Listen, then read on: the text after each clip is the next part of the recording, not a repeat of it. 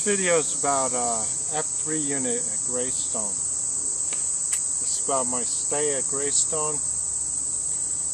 From the admissions unit, it was A1, then they moved me to F3. And well, that unit wasn't any better. You know, a lot of it figured out yourself, and you know, it's also that it's a stressful situation to be in Greystone. At this point, you should know that I was on 80 milligrams of geodone. I got it reduced to 60 at Greystone because we went out to McDonald's and I fell asleep on the table. So 80 milligrams of geodone, and I knew that was too much, you know. So, you know, I knew that was too much, and I was asking, you know, because you're supposed to be able to function on this medication. And right at this point, I'm on 40 milligrams of geodone. I go to this other place, I go to a psychiatrist. I'm out of Greystone now. And you pretty much know my situation by my other videos if you watch my other videos. But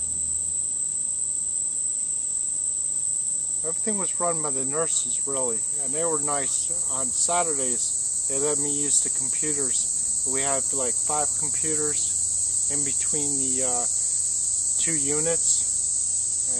I think it was G unit was the other one, and that we called our sister unit. And they have about, it's same setup as F unit. They have about 20 bedrooms for 2 people. So it's like 40 people in there. I think that's right. I don't know. But they let me use the computer on Saturdays, which was nice because they had the WebSense. So I was able to get addresses because I'm doing foreclosure. My house was going through a foreclosure, and I had to tell people, you know, what was going on about how I was homeless, and then they took me off the street and they put me in a psych hospital, you know, and then they're giving me meds and stuff. So that was nice.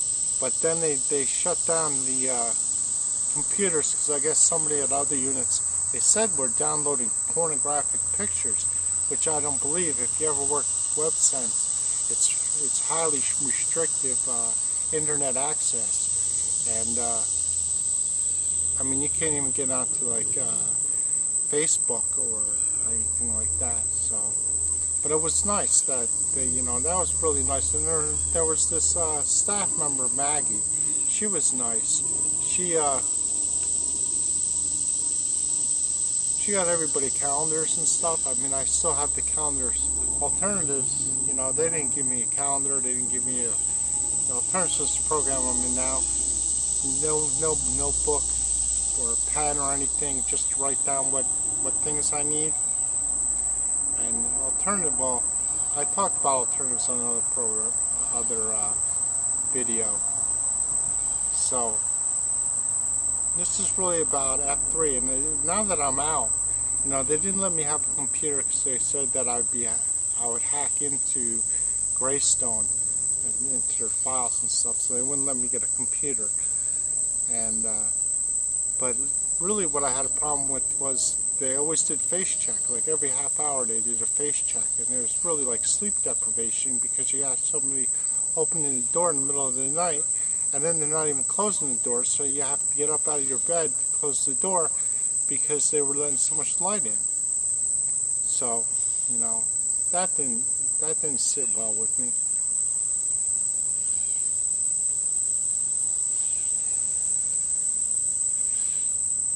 Being on meds didn't sit well with me, you know. But some of the staff, the second shift staff was really good at F3. You know, I liked them. I didn't really have a problem with any of them. And then, you know, third shift, they were, you know, all they have to do was close the door, and they couldn't even do that. I mean, we had to argue over fully closing, because if you fully close it, it makes a noise when you're opening and closing the door. So they could have just, you know, left them, you know, a crack. But it had to be a fight because they were leaving it, you know, wide open. And then that's because they're assuming everybody's so meted out. You know, I assume, you know, that they're assuming that everybody was so meted out it didn't matter anyway. But that was rude. I used to, you know, I got in 3 fights at Greystone. I got in a fight. One person cut in line, so I got in a fight with them. Another person, he cut in line, so I got in a fight with him. And then I got in another fight because somebody tried to come into my room at 1 in the morning. They wanted something from my roommate, and I told them to get out, and they wouldn't leave. So I didn't get in any trouble for any of the fights I got in. But they tried on the 3rd fight that I got in, they tried to give me a shot because it was so late at night. It was like 1, by the time all this was going, it was like 2 in the morning. And they were trying to give me some psycho meds. And I was like, no way, I can't, you know, I'm not taking them. Let me see the psychiatrist.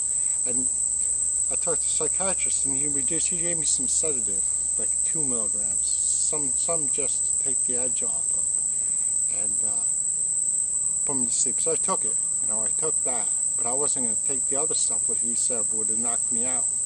And they would have just given me that shot in my room, and I wouldn't have been any the wiser. But my mom was a head nurse for Hagedorn, Judith Sudol. She was really good.